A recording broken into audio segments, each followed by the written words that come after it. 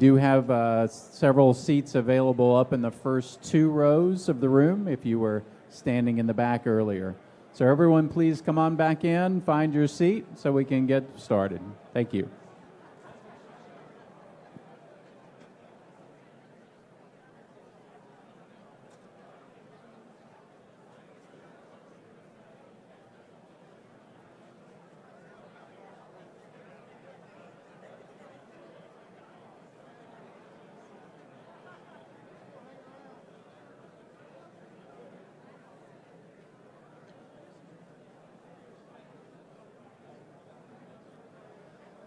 Good afternoon, everybody. If you could come on back in and take your seats so we'll get started for session one.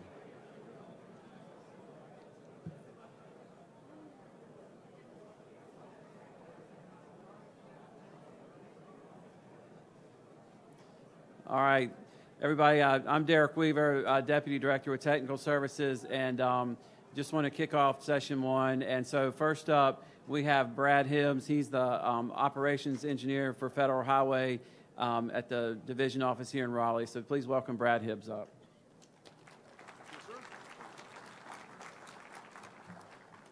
Hi, everyone. I'm Brad. I'm involved in project delivery with Federal Highway here in Raleigh. We deliver the Federal Aid Highway Program. I'm going to talk to you about the Stewardship and Oversight Agreement that we have just approved a revision of. There we go. So we signed this, both Secretary Hopkins and Division Administrator Yolanda Jordan signed this on August 23rd. I think it's the third or fourth revision of the Stewardship and Oversight Agreement. People always ask me, where can I find this? If you go into Google and type Federal Highway and Stewardship and Oversight Agreement, it'll take you to our infrastructure page that not only has your latest agreement, but also every agreement between the respective division offices in the state DOT. It's also on NCDOT's SharePoint site. So that's where you can find it. Let me tell you a little bit about why we have a Stewardship and Oversight Agreement and what's in it. So the purpose of the Stewardship and Oversight Agreement is just to identify roles and responsibilities and also to document the methods for oversight used to deliver the Federal Aid Highway Program. The requirement is shown or is codified in Title 23, Section 106C, or it says it allows states to carry out certain project responsibilities traditionally handled by the Federal Highway Administration, and there's the requirement that this be documented, and the document's called the Stewardship and Oversight Agreement. To ensure consistency, Federal Highway requires the use of a uniform template for developing each Stewardship and Oversight Agreement. So, oops. Okay, now I'm all over the place. And more. All right. So how did we get here? Back in 1991, which to me doesn't seem like that long ago, but it is a long time ago, the Intermodal Surface Transportation Efficiency Act, or otherwise known as ICE-T, a highway bill, for the first time allowed the federal government to delegate responsibilities for actions normally handled by the federal government. The reason for this was because as states became, Departments of Transportation became more and more mature, and also because Federal Highway was reducing in size, it just didn't make sense for Federal Highway to be involved in every action. Some of you who have been around for a while might remember that Federal Highway was required to be involved and approve every step in the development and implementation of a project. As projects with federal funds became more numerous and more complex, this became problematic. And complaints came into Congress that Federal Highway Administration was slowing the process, and we were. So 1991 was the first time that we were able to delegate to our state partners some of these responsibilities. In 1998, under the Transportation Equity Act for the 21st Century, or T21, we were told that there needed to be some type of formal documentation of this agreement. And so we came out with these stewardship and oversight agreements. The Moving Ahead for Progress in the 21st Century, or MAP 21, in 2012, moved us away from looking at location and cost for delegation and just delegating based on perceived risk. So at that point, every state with every Federal Highway Division office had a stewardship and oversight agreement. Now, what did they look like? Well, they were all over the place. Some were well over 100 pages long, and some were as short as 10 to 15 pages. Our US DOT OIG took a look at that, looked at how we were doing oversight, and they said, you guys got to have some sort of consistency in this. The way you provide oversight, the way you document this, it's all over the place. And so that's where the idea came for a template. The Bipartisan Infrastructure Law 2021 said, okay, let's revise the template again. The last time it was revised was in 2015. And so a notice of proposed rulemaking was put out in December of 2022 with the goal of having this finalized template done with every state DOT by November 12th, 2024. So North Carolina DOT and the Federal Highway North Carolina Division Office, we met the goal. We have this signed and documented in August of this year. All right, so what does that look like?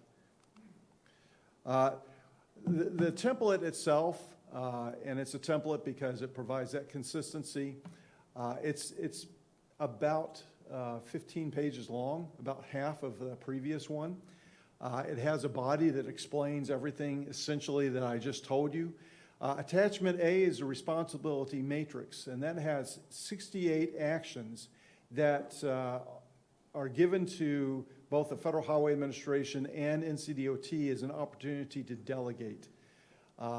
For federal projects that are not on the National Highway System, it's an automatic delegation.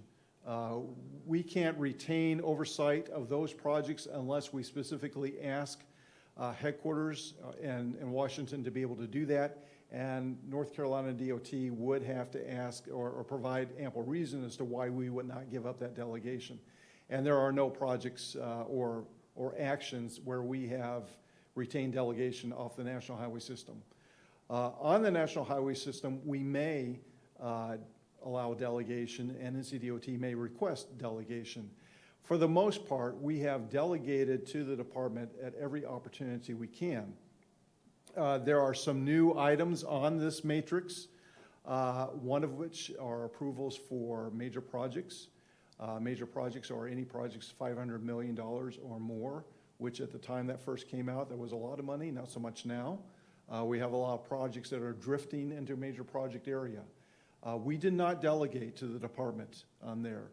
A couple of reasons. First, we coordinate with our Federal Highway Major Projects team in headquarters.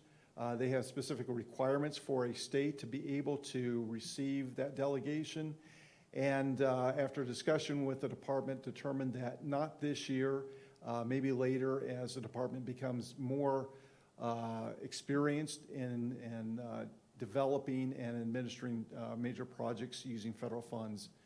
Another area that was new, CMGC, construction manager, general contractor, that is a new contract administration option that's now allowed in North Carolina. Only been used a couple of times now in the process of being used onto major projects. That has not been delegated either, simply because North Carolina DOT does not yet have an approved process that would cover all projects under that contract administration process. IDIQ is also new, and we have delegated that to the department. Indefinite delivery, indefinite quantity. The reason we were able to delegate is because North Carolina DOT was one of the first departments to develop an approved process for using federal funds for that contract administration process. So those are just some of the examples. There was some combining of actions, some removed because they were redundant, but essentially it's the same. This is good news for you, where all this delegation occurs, is because it allows you to move forward. I know schedule is important to you. It's important to us too. We want to get these projects out as quickly as possible. You know, it provides you with the opportunity to move forward quickly. It helps me to know that NCDOT has the expertise to still make these decisions, knowing what is required for federal aid requirements. There's another attachment, Attachment B, lists all the manuals that NCDOT uses on federal aid projects. These are manuals that we have reviewed and approved anytime that there is a new manual, like IDIQ, or any time like your specifications are updated, we have the opportunity to review and approve those.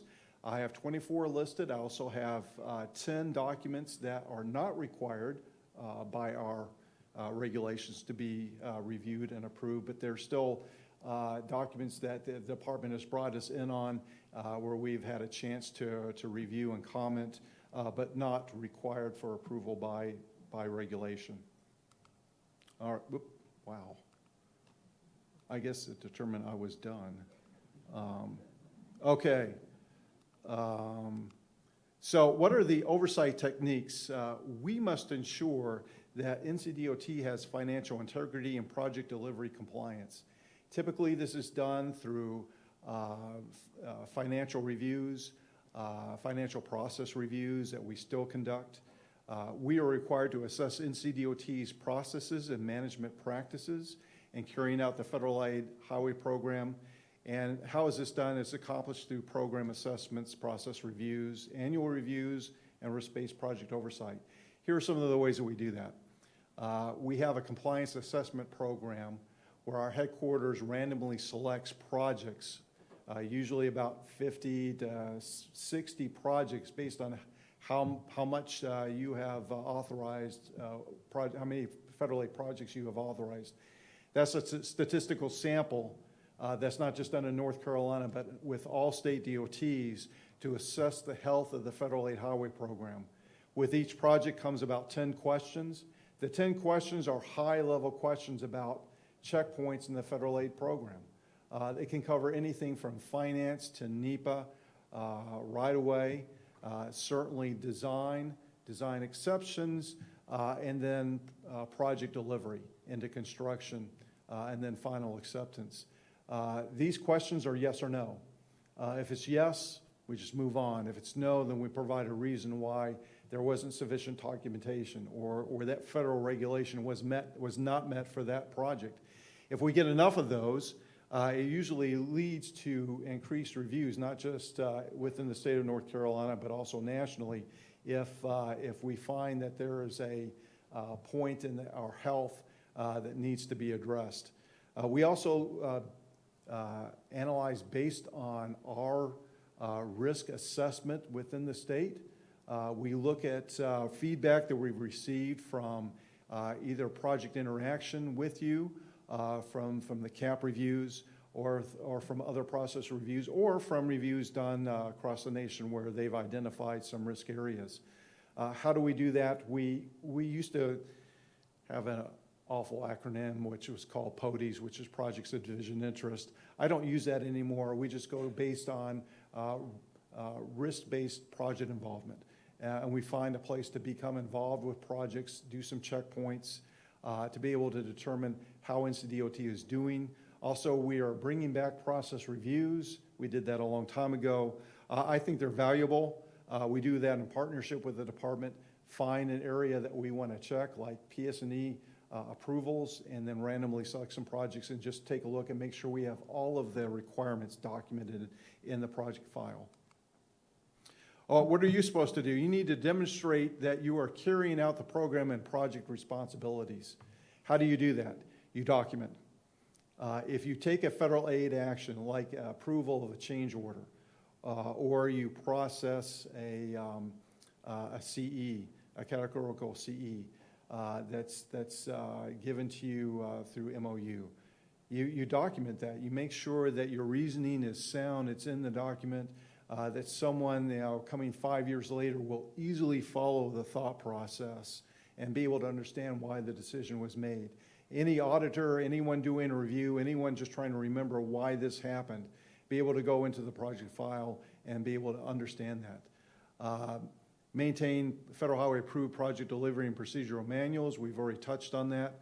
Maintain management systems so data can be assessed and evaluated. To me, this really points to project documentation and being able to answer questions about any federal aid requirement, such as the question that I received a couple of years ago from our USDOT OIG about change orders, supplemental agreements in North Carolina. They had a simple ask: can you provide us documentation or a list of every change order for 3 calendar years? And can you do that by next week? A big effort was made on the part of our Federal Highway Division and NCDOT to be able to answer that question. We took longer than a week to get that information. That was for all projects, all local projects, all division-let projects, all centrally let projects. Every project that had federal funds in them, we had to respond. Being able to do that is part of delegation. And however the department can manage its projects and the project information to respond quickly to those, we're all in favor for. And finally, NCDOT must ensure its subrecipients are suitably staffed and equipped to carry out the federal aid projects. That is a thankless job that has been given to the department to work with local recipients. And believe me, after a few grants have gone directly to locals, I feel your pain. This is an effort we greatly appreciate, because a lot of locals receive federal funds and they think they know what they're doing, but they have no idea the requirements and the documentation that is necessary. And there would be a lot more failures and federal funds being returned to us if not for the NCDOT divisions working closely with local recipients to be able to ensure that they come out to their end and are able to close out the project without returning any federal aid funds. All right, that's who we are. That's the latest org chart. A couple of things. I just, on my team, I just hired a major project engineer. We were able to get Matt Seymour from our New York division. He's highly experienced and really happy to have him.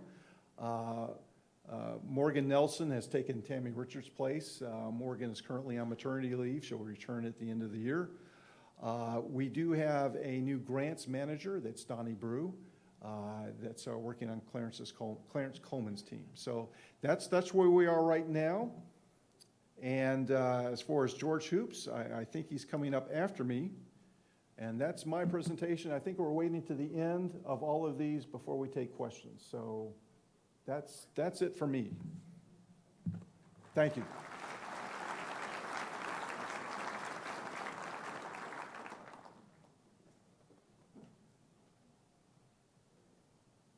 Thank you, Brad. And as he mentioned, we will be taking questions at the end. So if you go to your Slido app and make sure you're on the Q&A side, you can go ahead and start putting in questions. Next up, we've got two speakers. As Brad mentioned, George Hoops, which is the Planning and Resources Development Manager at Federal Highway here in Raleigh at the division office. And then following him will be John Jameson with the Environmental Policy Unit at NCDOT. So welcome, George first.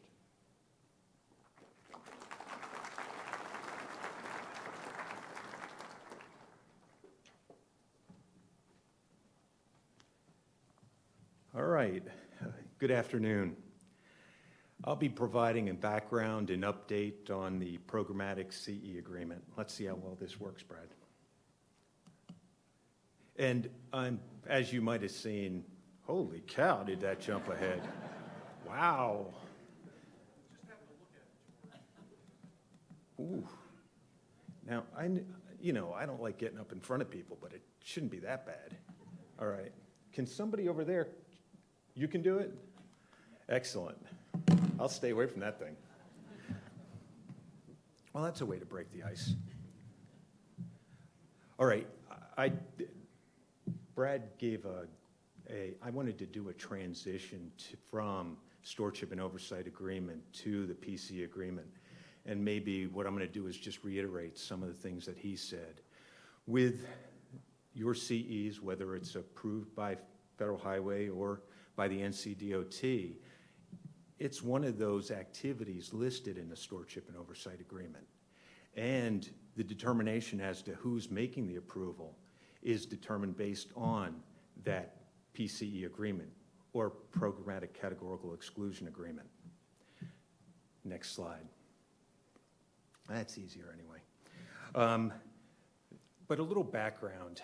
Back in 2017, of course, we had the first PCE agreement was approved with a major change in the format.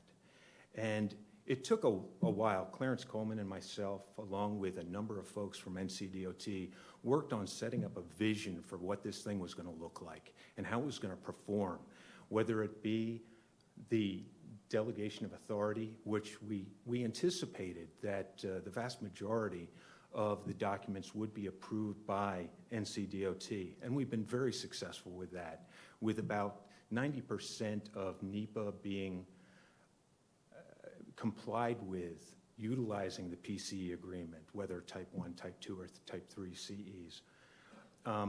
With that said, 90% of the approvals are made by NCDOT. And throughout the years since 2017, it's remained somewhat consistent, whether it's 92% or 89%, it remains around that same level. In addition, we wanted to right-size the document. We didn't want to see any more 150-page CEs being done for these projects. And another thing Brad said that I greatly appreciate is the use of or reliance on your NCDOT project files for all relevant information to substantiate the decisions made. More on that a little bit later. But in 2017, we signed the first PCE. There was lessons learned from that really major change in what we included and how we did it and what projects we used this PCE agreement for. And it resulted in these lessons learned making another change in 2019. Even though these PCE agreements have a 5-year term, it didn't matter. We wanted to work with NCDOT to update it. So we're always looking for changes that will help reduce confusion and improve the documentation associated with these. So, even now, we're 2019, again, we approved the PCE agreement. It's at the end of its term. At the end of October, we will be needing to have the document approved. Let's see, what did I miss? Oh, the other thing was with that original vision was we wanted to eliminate written CEs. And what we have now is a great deal of consistency between the checklist for a type 1, type 2, or type 3 CE. A lot of the questions you have are very similar, other than, as you may know, some have these threshold criteria which you're responding to prior to determining whether or not the Federal Highway will be signing the document or NCDOT will be. With that said, so now looking ahead to today, we are up against, like I said, we should be approving an updated PCE agreement by early October, which I know this week is October. So please, you should be expecting to see within the next few weeks a updated PCE agreement. You should expect to see something very similar as to what you've been working on with past, whether 2019 or 2017 documents, with minor changes to the questions and some changes to whether type 1 or type 2, the where an action may be placed. So pay attention to that. In addition, we don't believe there'll be any changes in the percentage of delegation based on these changes that we've made. They're only changes, again, to improve the quality of the document. Next slide.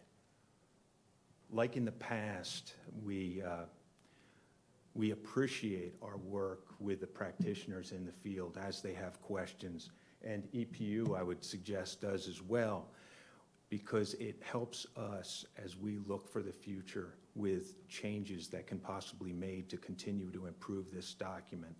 and to not only improve the document, but improve your CADXs that you're developing for your projects. Along with that, we do have sampling and testing, like Brad was mentioning. We have in 2017, 2019, and now in 2024, we have sampling and testing in 10% of the approvals done each year of these CADXs. And that has also helped to find weaknesses and confusion possibly in the responses provided in different sections of the document, and I'll get to that in a minute. Along with, Brad mentioned CAP reviews. One thing that was enlightening, we did have questions regarding CAP review, NEPA associated with his CAP reviews, and that shed light on the fact, and I will be getting to this immediately, but it shed light that we need to make sure we have consultations complete when necessary, because there was a little bit of a weakness there. Next slide. So with that said, with that said, the largest change that I believe we made was related to the consultation section, because we've noticed that there's been some confusion as to when NCDOT or FHWA signs or when one is necessary. Please remember that your NEPA document, your CADX, is only good for a year. After that, if there's a phase change to, say, right-of-way or construction, and it's been longer than a year, you will need to do a consultation.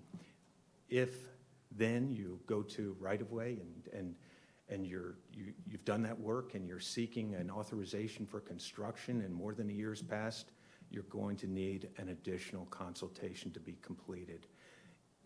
Depending on the changes, it might not be much work. In addition, if there are substantial changes in your project footprint or other things, it could be less than a year, and you will need a consultation.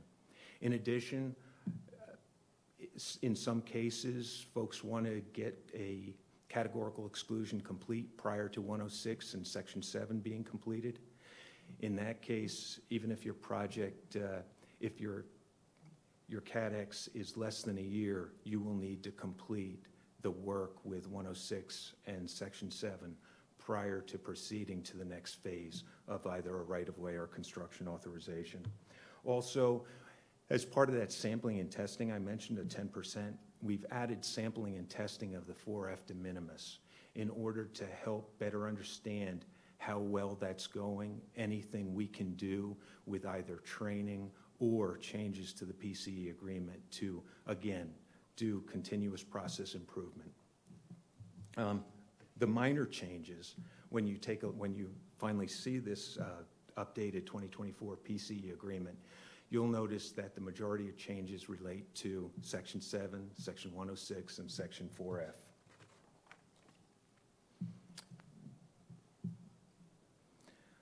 In addition, this is probably, and I love the fact that I also heard Brad talk about project files. There's a very minor change to the PCE agreement. A should to a shall, but as you may know, a should to a shall can cause a lot more work. We really need the project files to be maintained, updated, to include not only the CADX consultations, but information that substantiates the decisions made. Remember, it could be 5 years that thing sits and people leave and documentation isn't maintained, and there's a challenge. If there's a challenge and the documentation can't be found, it didn't happen. The documentation needs to be maintained in NCDOT's files in order to be able to show that you all took a hard look, no matter what the question being answered in the CADX is. Next slide. And you all probably read the rest of those. We couldn't mitigate everything based on just updates to the PCE agreement. Now, I will say, based on the information on this slide, which is very similar to a presentation I provided several years ago, the rate of occurrence has really dropped from what it once was. The documents are getting much, much better, very responsive to the issues associated with the individual projects, but there's still more to do. Whether there's still issues with, at a much reduced rate, picking the correct CE type, picking the correct action or actions, the appropriate folks from NCDOT signing as approved by, again, third time I'm going to mention it, consultations being complete as necessary, being responsive in Section G to the yes responses from the prior section. And of course, this happens very, very rarely, but please, if the document's not signed as approved, it's not done. Next slide. Next step, again, hopefully over the next 2 weeks, we'll have a updated PC agreement signed. The agreement will be a 5-year term unless we find there are additional issues that need to be resolved, and certainly I'll work with John Jameson in getting that updated. And the agreement will be posted and maintained on NCDOT's website. Next, thank you. And we're going to have a transition period of 3 months.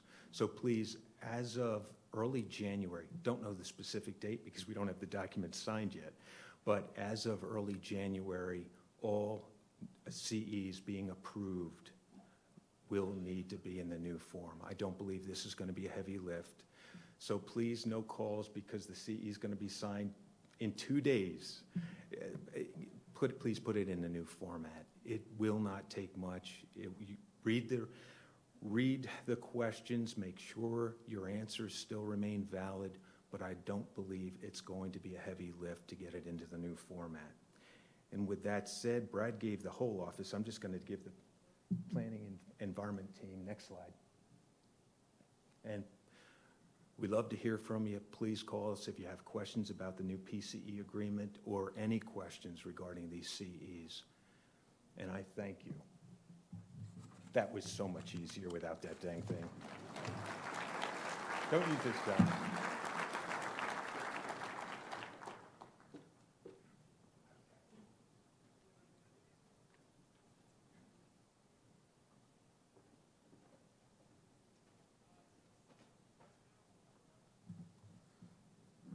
All right.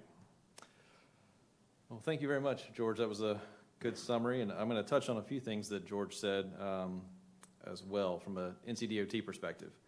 That's kind of why we're tag teaming this. One thing I want to mention up front, George mentioned with the new CE agreement, we're probably going to have some webinars, training opportunities. So those will be rolling out soon. We have to finish up the CE agreement first and get that signed, and then we'll get those trainings rolled out later this year, first of next year. And feel free to come talk to me about what format you want to see those in, especially with everything going on right now. If you want to see them in person, webinar, or something you can consume on your own, let me know. We're always willing to take that input. Let's see if I can manage this clicker. Okay, so to reiterate a few things that George mentioned and call out some things, this is almost verbatim from our CE agreement. But we, NCDOT, needs to identify the right CE, the correct CE. We want to ensure that we're meeting our conditions, our constraints, basically our commitments. So that's touching on our green sheets. I see a lot of environmental folks in the audience. We've all looked at green sheets. We know what they are.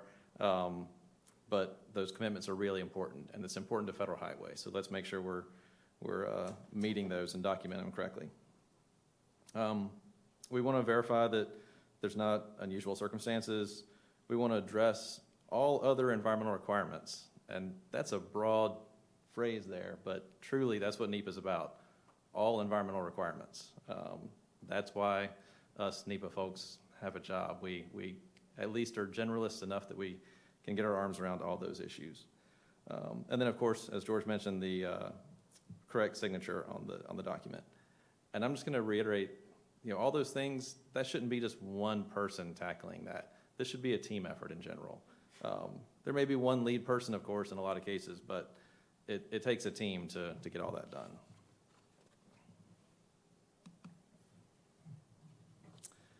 So in addition, NCDOT needs to be determining the level of public involvement necessary. That should be scalable. Our statewide public involvement plan is a really good resource for that. Some projects don't need much public involvement at all. They're very straightforward. The public's well aware of them. Some of them require a lot. So let's make sure we're doing the right things there. So this is almost a quote from the CE agreement: to decide additional studies that need to be performed prior to making a CE approval. And keep in mind, it says in there for FHWA, or FHWA may require that. We don't want to get to the end of the CE waiting for signature and Federal Highway says to us, why didn't you do this? Or where is this document? And we didn't do it. That's a huge schedule risk, right? We don't want to get in that situation. So let's make sure we're having that conversation early. We want to meet our applicable QA, QC requirements and the monitoring and performance requirements that George touched on. Obviously, the monitoring and performance falls on my group for the most part. And that's why I see some Division of Environmental folks in the audience and whatnot, project managers. That's why we pester you every so often to get things uploaded and find out where a document might be. We're trying to meet those requirements to keep George happy. We want to rely on qualified NCDOT staff to make those CE approvals and certifications. And then we can't delegate our approvals or certifications to third parties. So that means we can't have consultants signing off on those final CEs. We can't have local government staff signing off on them. There's an approval step in there for them, the people that prepared the document and that sort of thing, but they cannot be the final approver. So I just wanted to kind of take a step back and talk about the why and how a little bit. I'll start with the why. First and foremost, with NEPA, we want to make good decisions. NEPA is a decision-making process. And I think we all want to make good decisions on our projects. So let's focus in on that. When it comes to NEPA documentation, that should be the first thing that we're thinking about when we're preparing those documents.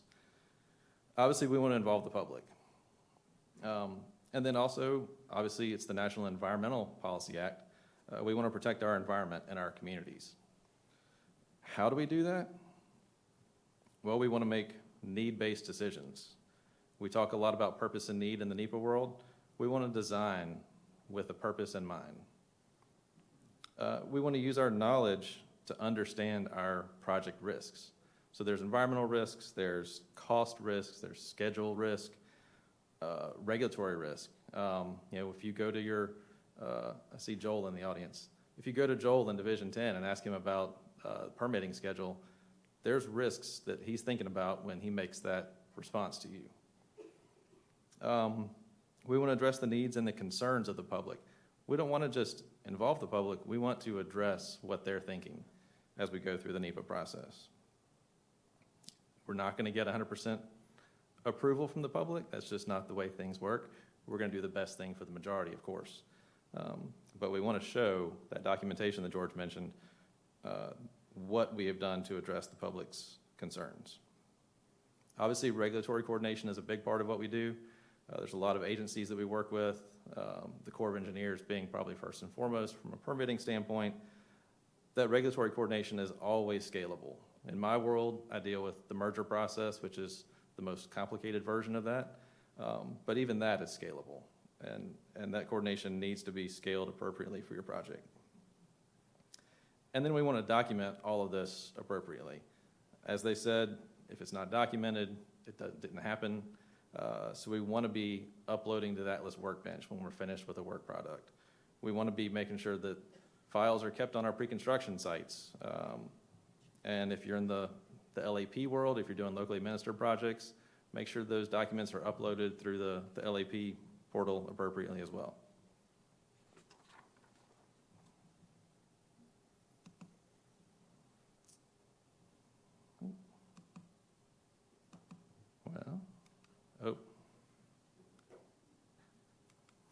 it is sensitive. So I'm going to take one big step back. We're talking about NEPA here, and just to remind everybody, because not everybody here knows NEPA, not everybody here has done a CE, but at the federal level, these are quotes from the National Environmental Policy Act. NEPA is only a 5-page document in the original law that was passed. But take a look at these underlined sections. Recognizing further the critical importance of restoring and maintaining environmental quality to the overall welfare and development of man. To create and maintain conditions under which man and nature can exist in productive harmony. Just think about that for a second. And this is quotes from our state level Environmental Policy Act, what we call SEPA locally, which we also would have to adhere to. Should sound kind of familiar to you. It was a year later after NEPA. A lot of probably copy and paste and rewording happening back then, but they didn't have, obviously, no computers. But profound influence of man's activity on the natural environment. Statements like that they made. There's a lot of similarities with NEPA. And if you meet NEPA, you've met SEPA. So just keeping that in mind for everybody. That does not work in reverse. So if you do a SEPA document, that doesn't mean that you've covered NEPA. It only goes one way. But considering those quotes there, revisiting what Kristen mentioned earlier this morning, or earlier this afternoon, our mission statement. Take a look at some of these words here in the customer focus. That pretty closely equates to public involvement, public engagement, right? Accountability. Pretty similar to NEPA's goal of fulfilling the social and economic requirements of future generations. Obviously, environmental sensitivity. It parallels NEPA's requirement to provide a hard look at all the relevant impacts and any irreversible or irretrievable commitments of resources. So I just want to say, if we're doing NEPA well, we're doing this mission pretty well. And with that, it's my contact information. I didn't get so fancy as George and Brad and had the whole org chart, but our org chart's pretty handy to look at in the directory. So for reference, Marissa Cox, Morgan Weatherford are my west and east leads in the state. Great resources for you. And with that, I think we're going to turn it over to questions. Yeah, John, we have a few questions in queue for you. First question, does the SharePoint Connect site count as the NCDOT project file in terms of documentation for FHWA compliance? So that would be reference the SharePoint Connect site. So that's our pre-construction SharePoint libraries that are project specific. Yes, that is our official final repository for documentation. As far as I know, George is nodding his head. He agrees. That's where we go to look for the final documents. I'll just reiterate the Atlas Workbench is a mechanism to make sure the correct files end up on that pre-construction site correctly. If you ever look at an old project or a really big project, there's files everywhere, and you don't know if they're drafts or they're finals, or you don't know, who uploaded them when, whether it might be the wrong file. When we do the CE poll every year to look at all the CEs for the year during the annual review, we'll find emails that are labeled a CE because it was about the CE, but it wasn't the actual CE. It was just a PDF of an email that somebody sent.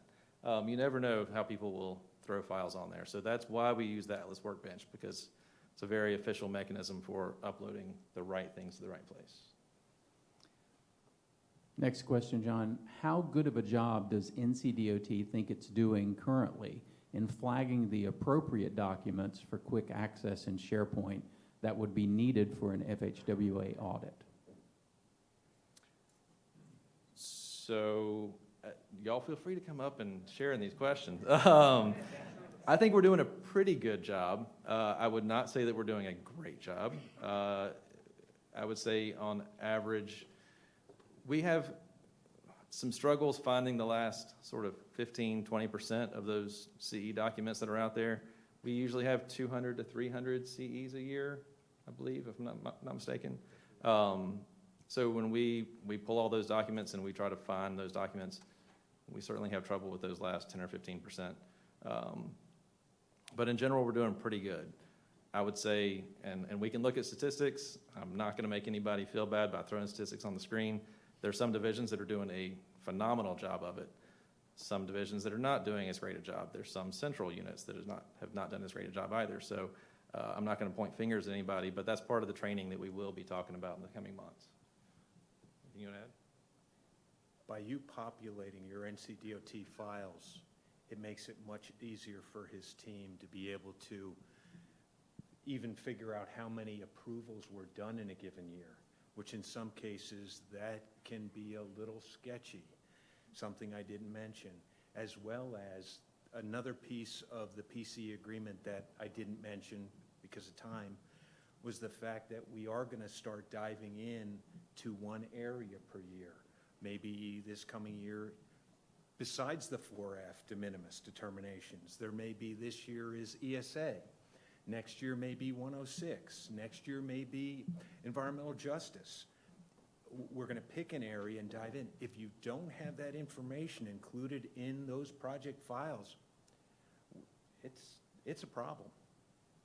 So please, that's why I was so happy to be able to come here with John and be able to talk about the PCE update and to ask all of you to just begin, that are working in NEPA, to make sure, or if you're a project manager with these projects, to ensure your files are included, because it's very important, especially as we're doing reviews.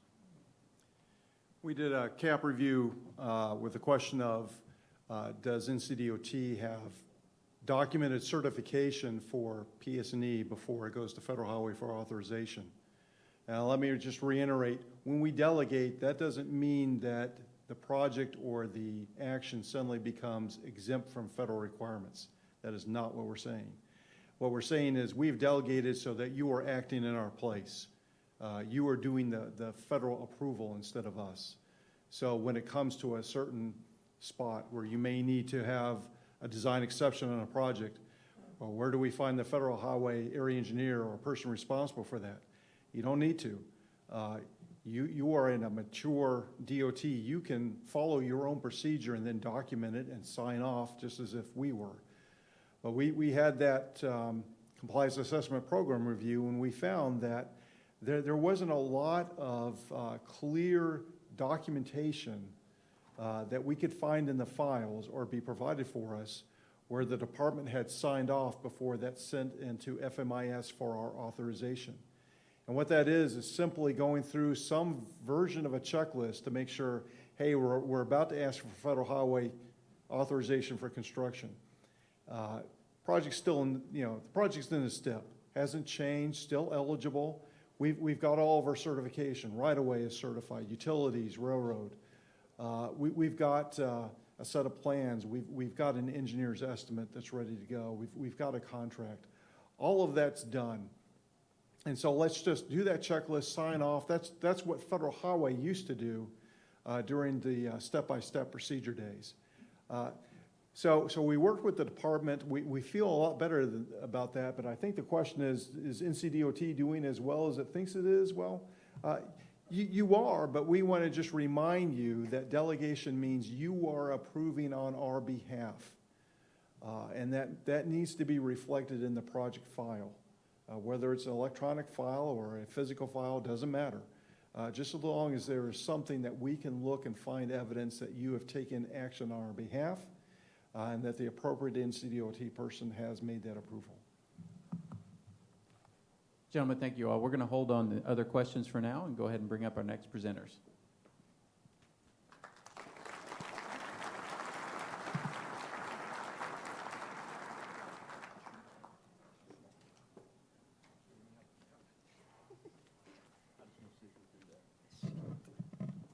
It's great to look out at this room and see this wonderful group of transportation professionals. I hope you will enjoy this next topic. We have Wright Archer with Division 7, as well as Brian Kettner, Chris Featherman, and David Trantham with STV. And they're going to talk on a topic that has already been mentioned, I think, by every speaker this afternoon, which is right-of-way and utilities. And so they're here with a message for all of us to begin with the end in mind. Thank you. And I'm going to try this one time. Oh, wow. I think I'm going to sit down now. But thank you. Good afternoon. Thanks for having us. And I think this is a topic that everyone in the room is deals with. How does right-of-way acquisition and utility relocation affect the project delivery? Which it's really hand in hand. I think they're two married together. But kind of stealing a phrase from Jim Kellenberger and the 7 Habits program that some of y'all may have gone through, beginning with the end in mind. And I think that's key to success. We've got to look at the end results. What do we want? Where do we need to be? And how are we going to get there? And obviously that takes planning, coordination, and yes, I will say communication. So for those that know me, I'm big on communication. Not to steal Mr. Kettner's topic here, but so where have we been? And I guess they asked the older guy to come up here and talk about the past. So that just dawned on me. So, but looking at my days over in Division 9, we had a thing called MAP Act.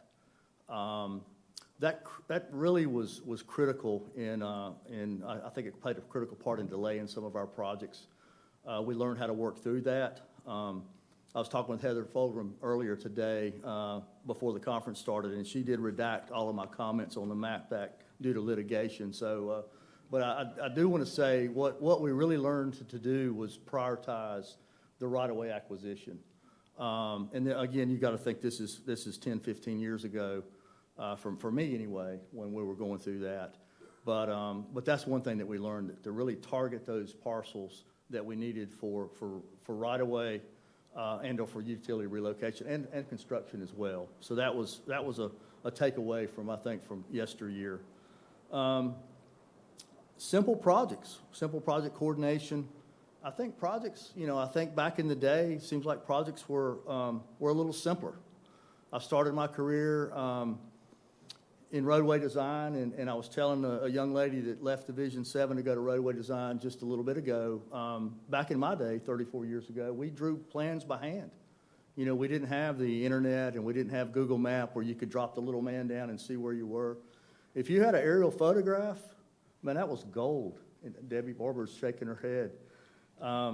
We did have the mainframe that we would do coordinate geometry on to get our coordinates.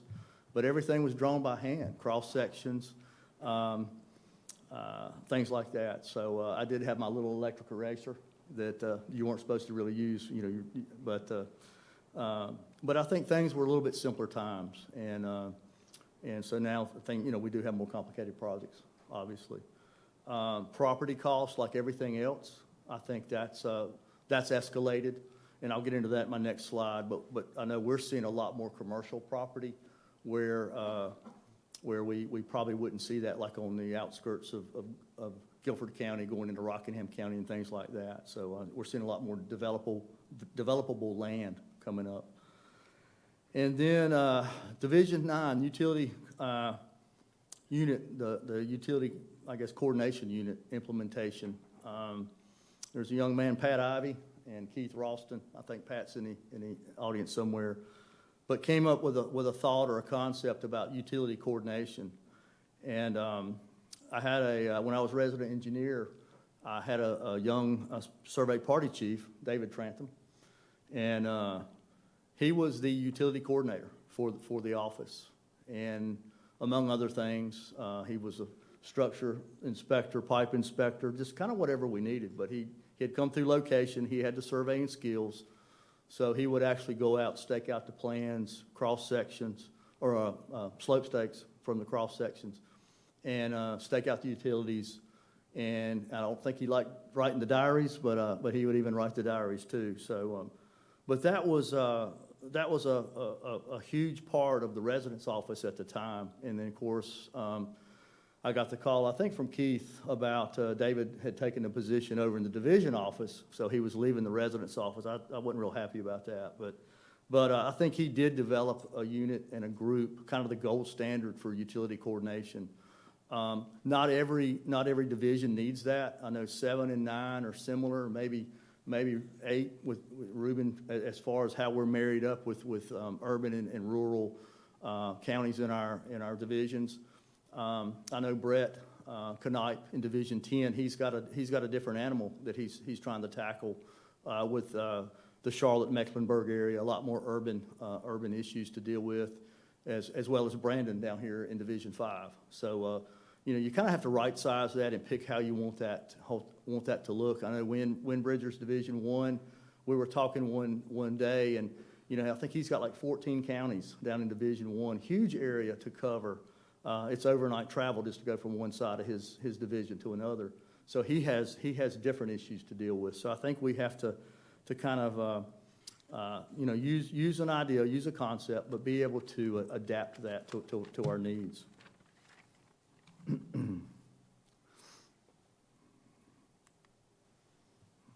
All right, I'm 2 for 2. This is my last slide. So where are we now? We have obviously a lot more utilities, airborne, underground, broadband, national fiber, all over not only the state but the nation. That's a big program coming. Something I learned the other day was that I knew this from signals and from work that I had done in Division 9 about communication rings, but now there's these fiber rings that there's a certain time that we can take those down to make the tie-ins. So that's a whole nother facet of trying to get these utilities relocated, and when we get them relocated, actually get them cut over to where they're functional. And obviously everybody, I know in my neighborhood, our TV kind of flickered a little bit, had cable come out, and they said, well, yeah, it's not the cable, it's you just don't have enough bandwidth, because back when we designed this subdivision, everybody may have two TVs, and of course your phone was running off of off the copper wire, twisted pair. And now everybody's using the internet and things like that. Of course, we're getting fiber cable in there, but it's a huge demand for that, and I think we're seeing that nationwide. The power infrastructure. I sat in on a conference maybe a couple years ago. There was a couple division engineers. Secretary Boyette, I think it was his last meeting that he attended. And it was electrification of North Carolina, and we really learned a lot about the power demands for electric vehicles, autonomous vehicles, and things like that, and had some representatives from Duke Power there, Duke Energy, to discuss their infrastructure needs. So we're seeing a lot of needs there. Also with economic development, I know I see Reuben down here. He's got a small project in northern part of his division that has a huge power need. So, it's just all over the country, or all over the state. And that's the higher demands that we see in both residential and commercial. Higher acquisition costs. I know in our division, what used to be farmland, now the heirs don't want to, they're not interested in farming. So you're seeing a lot of development coming in. I know up and down the 29 corridor and the I-73, 220, US 220 corridor, there's huge development going on there, or potential development. So that's actually running up costs. We were in Caswell County looking to buy some property, and they're selling it at a commercial. Actually, they were talking about a conservation easement, see if the state wanted to purchase that, but their price was like a development, piece of land, maybe downtown Raleigh or downtown Charlotte, but their mindset's just a little bit different. Obviously more complex projects. I know when I started in Division 9, or started the DDC group, we had just a few projects, some new location projects, which we loved because limited right-of-way, limited utilities.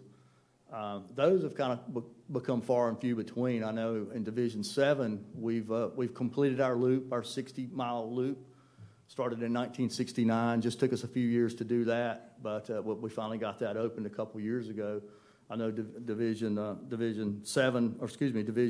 is working on their beltway. But, so I think you're seeing a lot more widening of existing facilities, and that obviously has huge impacts on right-of-way and utility relocation. And also with the development coming in. As district engineer, I would see subdivisions that may have 20, 30, maybe 50 homes was a huge subdivision back in the day, and now we're looking at subdivisions coming in with 500 to 1,000 homes. And that's a 5 or 10 year build out, but still that infrastructure needs to be put in play. So those are just some of the changes, I guess, lamenting back to my yesteryear, and thank you, Debbie, for corroborating some of that. But I think we just need to keep the communication. And there's a lot of smart minds in this room, and I encourage you at breakouts or at breaks, just talk amongst yourself. How are you doing things? What's working? What's not working?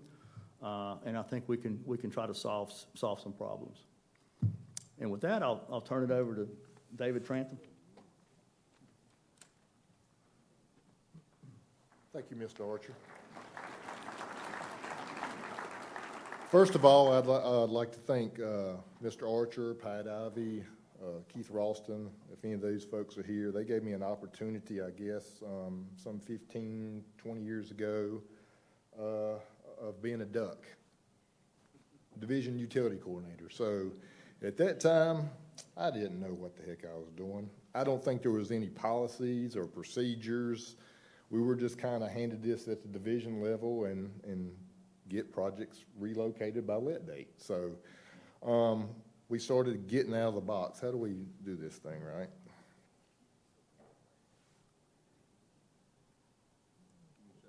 Yeah, show me how to do it. That one?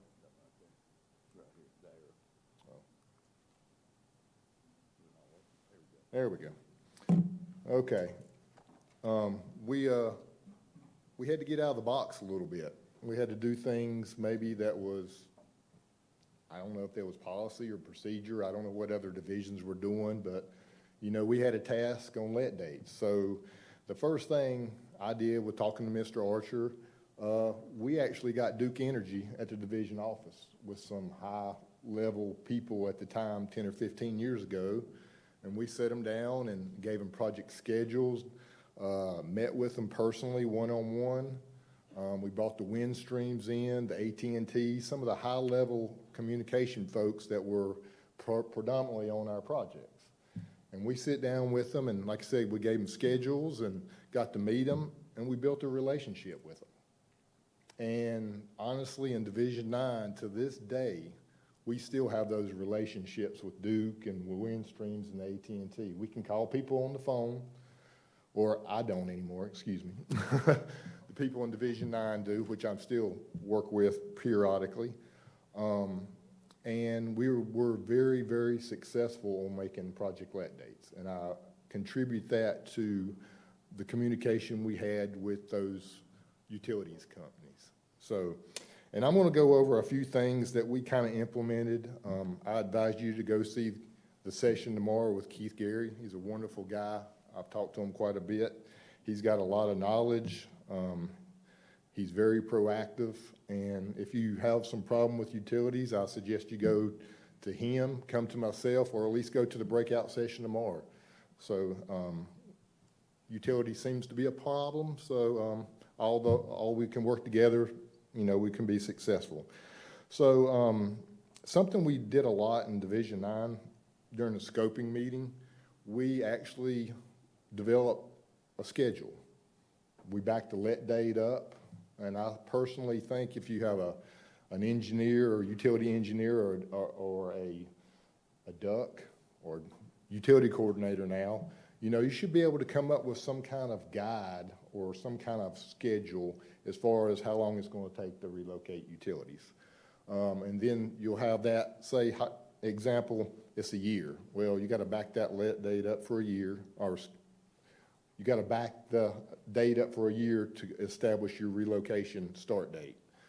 And then from there, you got to know how much long right-of-way is. So that's when you reach out to your consultants or your right-of-way personnel, and you come up with a game plan. Now, it may need to be tweaked here or there because, you know, the next kind of step is we're going to be at a kickoff meeting, utility kickoff meeting. That's kind of when, you know, we were bringing all the utility owners in, providing them the let date of the project, relocation start date, a right-of-way date. We was informing them all of the milestone dates, I'm going to say that's in SAP. And with that said, you know, you're going to develop these relationships with not only them, but you also need to develop the relationships with your firms that may be handling the utility coordination. So with those two caveats right there, communication is the key, okay? That's something that I was very proud of myself and the staff that I had working under me. We were constantly reaching out via phone call, emails to the utility owners, making sure they could make relocation dates, making sure they were getting their URAs, their encroachment submittals in.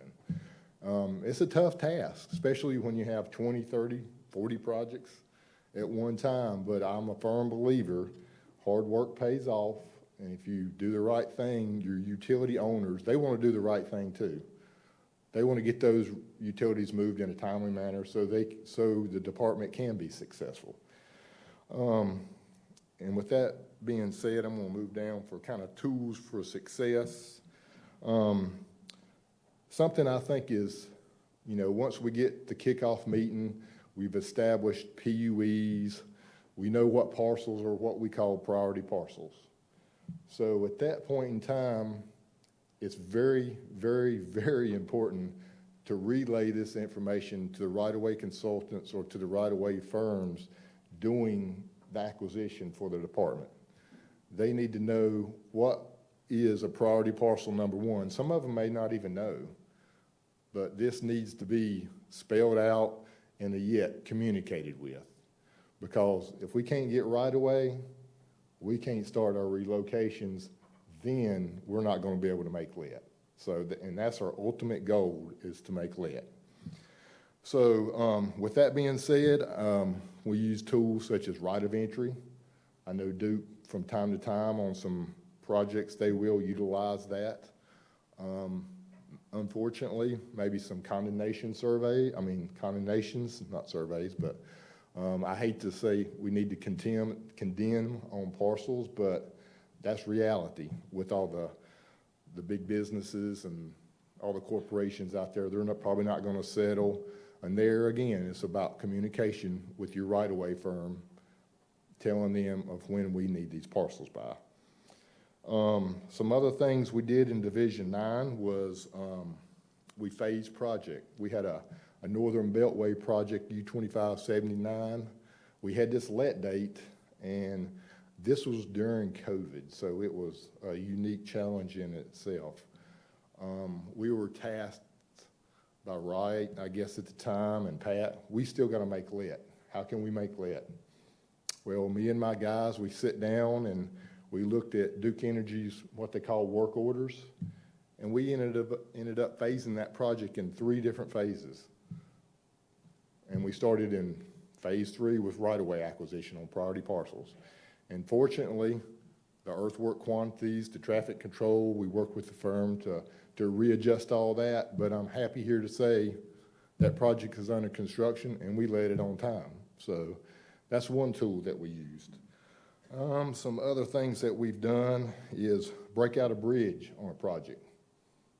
The bridge is free and clear. Let's go ahead and build that bridge while we move utilities.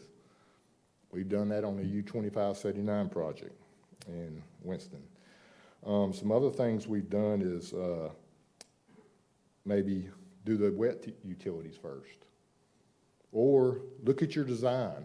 We had a BR project that I actually started looking at close, and we flattened the curve. We moved the bridge over 4 feet, and we had no utility conflicts. So there are some tools there that you can utilize. Something I will say, when you're phasing a project or your utilities might not get let or relocated by let, make sure in your UBO special provisions this is noted. You know, that's very important.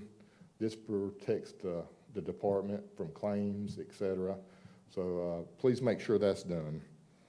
And another thing we done that, you know, at first when I was a duck, we did not do. And we started realizing that, you know, some of these utility contractors, they go out and say they're done or complete with utility relocations. Well, you go out there, guess what? They're not. They put them in the wrong place because a lot of the contractors do not know or can't read our plans, or there was no surveying available. So we had oversight of relocations. We started training individuals on utilities, how to read plans. So we developed a utility inspector, and they were writing diaries. They were making sure of what surveying needed to be done, make sure the appropriate utilities were relocated in the appropriate locations, and they had oversight over traffic control, erosion control, all the important things to keep the department out of trouble. So, and with that, they would reach back usually to the utility engineer and give weekly updates. And if we needed to adjust schedules or, you know, reach out emails saying, hey, you're behind schedule, et cetera. So that's kind of what we did in a nutshell. I know these are very broad bullet points, but I think some of these are keys to success, and honestly believe with a lot of communication with the right-of-way, your project development group, and the utility owners, I honestly believe with all that, we can be very successful on letting our projects on time and on schedule. Thank you very much.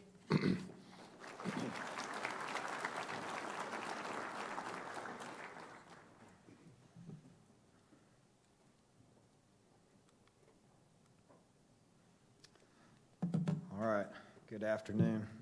So you've heard the C word a lot this afternoon, and I think I'm the wrong person to give this slide, as Mr. Archer indicated. If you've ever worked around or been around or had a conversation with, that word comes up quite often. So this should be his slide, but delegated authority, I get the opportunity to do so. Communication obviously is key to project delivery as a whole, but especially as it relates to right-of-way and utilities. I've heard a quote once by, it really revolves around public involvement, but it applies here too. If you don't control the message will control you. The same thing is true with right-of-way and utility relocation. If you're not actively managing this and not just, you know, just going through the routine of like attending a meeting and you know, saying you got that meeting out of the way, it will impact your schedule. And I think we've seen that in the past years, and we in Division 7, and I know other divisions as well, are trying to change that. It's not without a struggle, that's for sure. So one of the things that we've implemented in the division is to have an established monthly right-of-way and utility firm meeting. This is a separate meeting from the utility owners meeting. And basically this just gives the internal team an opportunity to discuss where we are with acquisition status, giving updates on priority parcels, and then that utility coordinator or firm can go back to the utility owners in their monthly coordination meeting and give real-time update. If the let date was supposed to be, or if the utilities were supposed to be relocating in December, and that slips for whatever reason because we had to file a condemnation and now we have to wait another 30 days, well, that's an immediate real-time update to that utility owner. Says, hey, you're no longer going to be expected to move in October. It's now going to be November or December or whatever the case. So it starts to build that trust with the utility owners. I know, like rights expressed in the past with MAPACs and other things, is like we gear up and we tell these folks we're going to deliver these projects on time, and then, you know, we have a MAPAC situation or we have a COVID. And so there's just a lot of mistrust between the department and the utility owner. And so we can all do our part as part of, each individual project team to try to build that trust with these utility owners to give them the most up-to-date information. So shifting into utility coordination meetings, this is where you have all of your conflicting utilities, on a routine meeting. These are extremely important. We've had several instances where we've had to address conflict. We have recently, and this is kind of a pain point on several projects, and still trying to navigate this, but PUEs were sent in as part of the UO submittal, and so we go out and purchase the right-of-way and the PUEs that are required by the power companies, and we get the URA package in, and kind of find out the design has been changed, and guess what? The PUEs aren't aligned. So what do? You either have to go back to the firm or go back to the utility owner and say, one, why was this design changed? And two, I need you to go back to the old design. And if not, therein hence is the delay. You're having to go back and do Z-takes at the parcels that have already been settled and closed. If it was condemned, there goes your schedule. I mean, it's blown out the water. I think talked about, David and Wright both, and Matt and others have talked about utility schedules. You should be able to look at the let date and establish what utility conflicts are, what utility owners are in conflict, and ask each utility owner, what is your relocation time frame? And just based on history, go with the worst case scenario. You want to build that schedule out, but in the meantime, you don't want to be cutting into your right-of-way folks. I know it's a balance because we're pushing right-of-way to get the parcels that we need, but you're also expecting these utility owners to get these out of the way before lead, or at least a date of availability. And so if my right-of-way is not going to be acquired, or is not going to be certified until October, I know that for me, and Division 7 specifically, that Duke Energy it's 6 to 8 weeks after right-of-way certified. So I'm not starting relocation until January.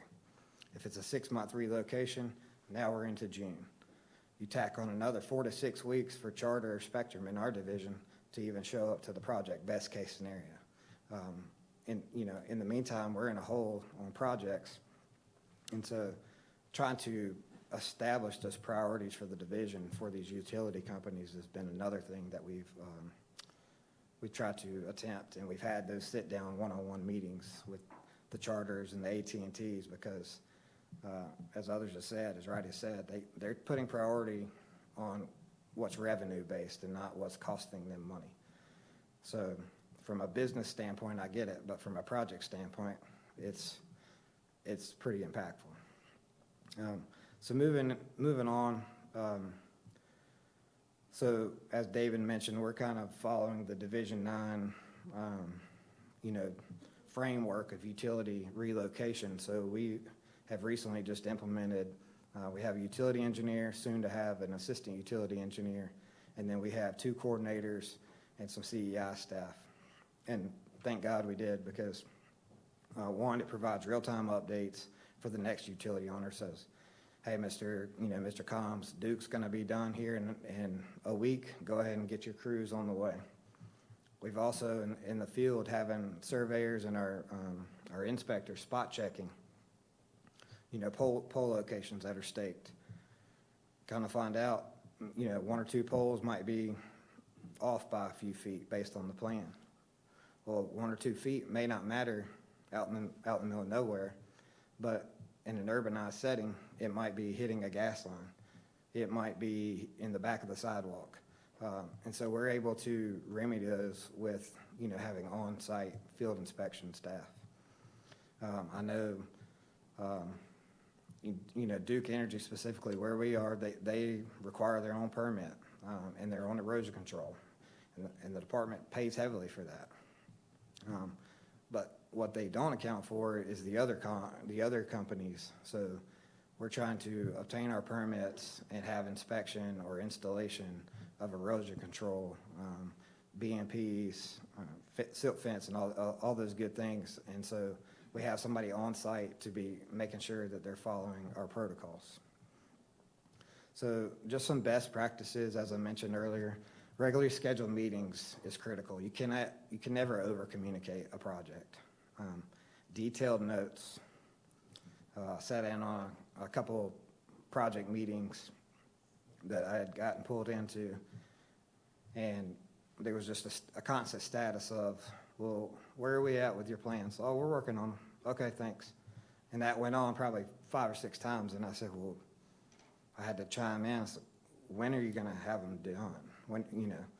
And so it was like that for a couple months, but, you know, assigning action items, assign due dates. If you don't hold people accountable and get specifics, well, we're still working on them. Well, that's great, but that doesn't help my schedule or my deliverable. And at the end, just as a project manager, as a utility coordinator, as a utility engineer, you just follow up, follow through, and hold these utility companies accountable as best we can. We don't have a lot of legislative control, but we can do our part in communicating effectively. Thank you.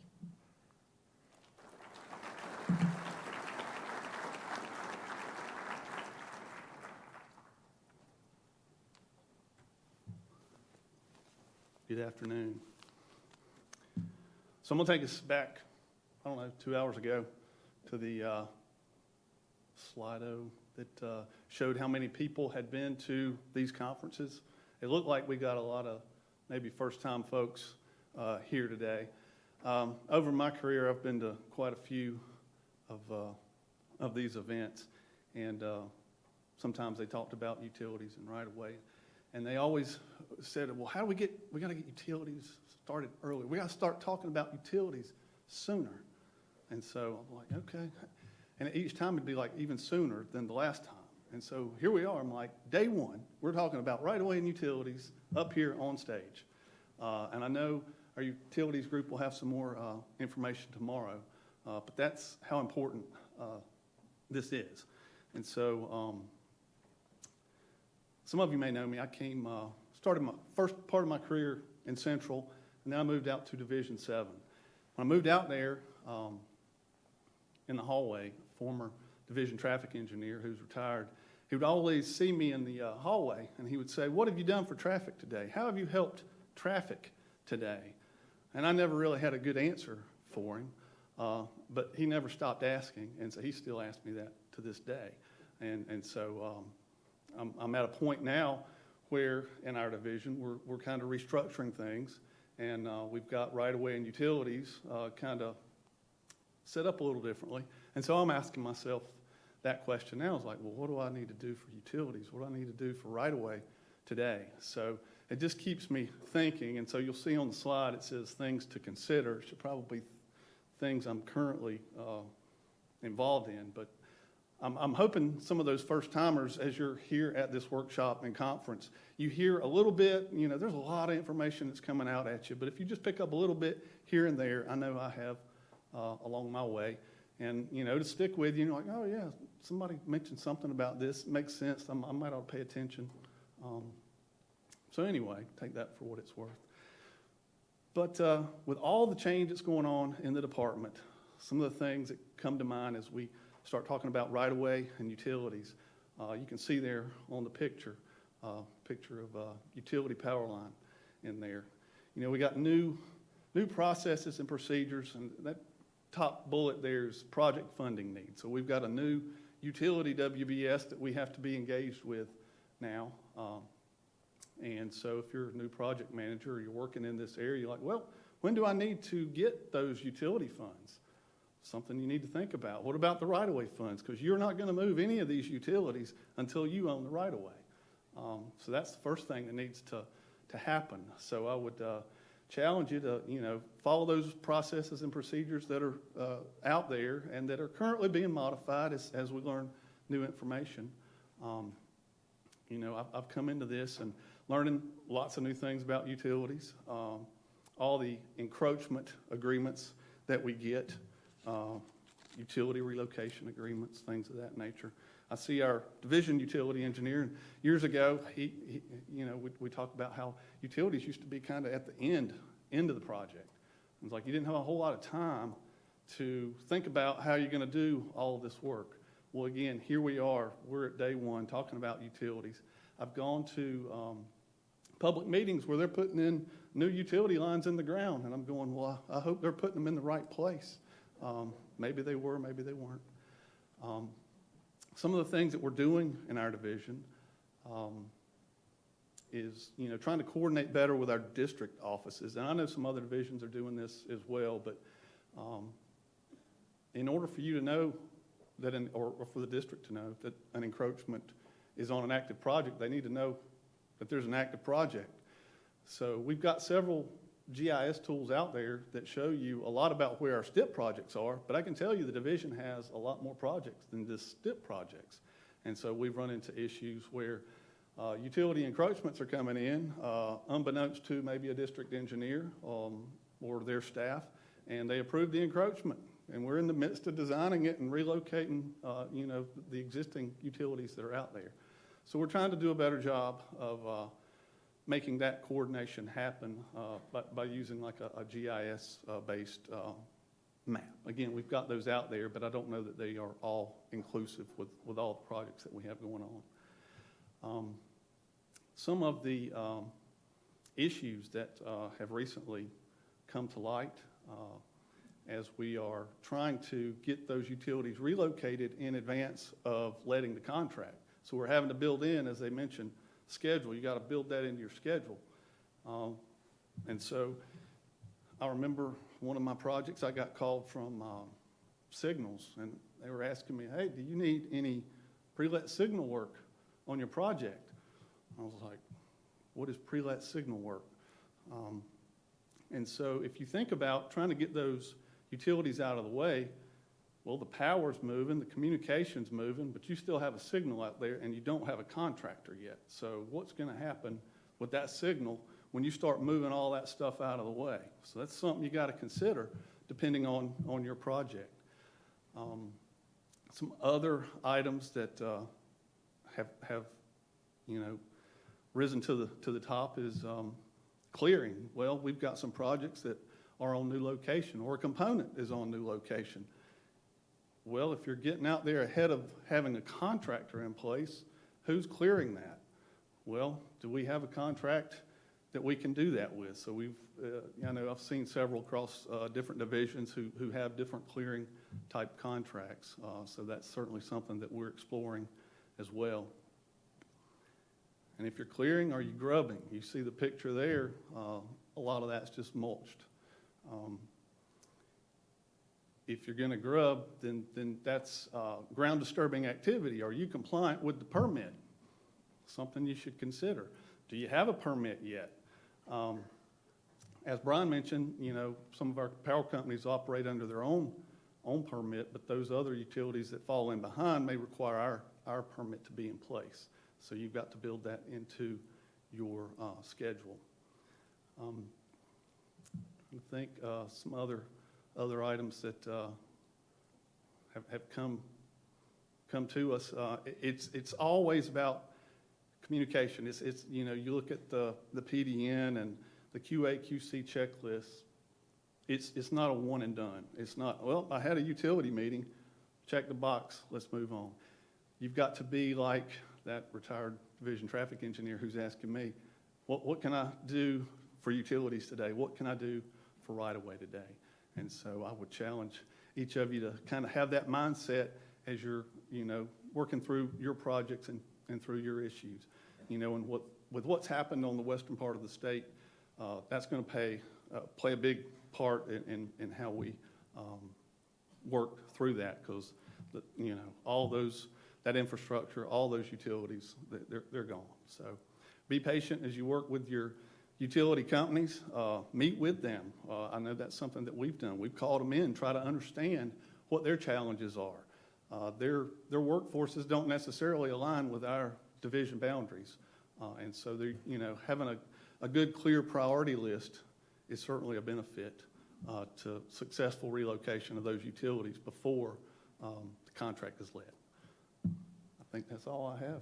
I'll turn it back to Mr. Wright.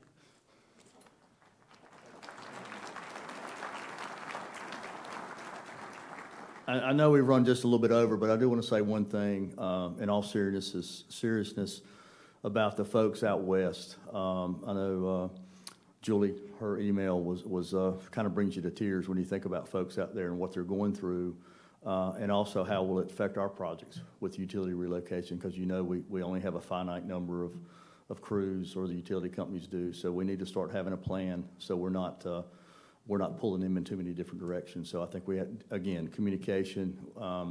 I know they're still in the assessment phase.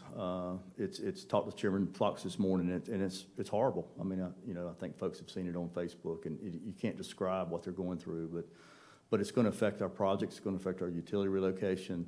So just please be thinking out there, when you're in the hallway, just let's start talking, and let's start seeing how, can we get different tools? My wife always accused me of having too many tools in the toolbox, but and I've learned not to talk about shoes and pocketbooks. So as Matt, I am smart enough to do that. But seriously, there's a lot going on out there, and it's really going to affect, I think, statewide. So just please keep them in your thoughts and prayers tonight. Thank you.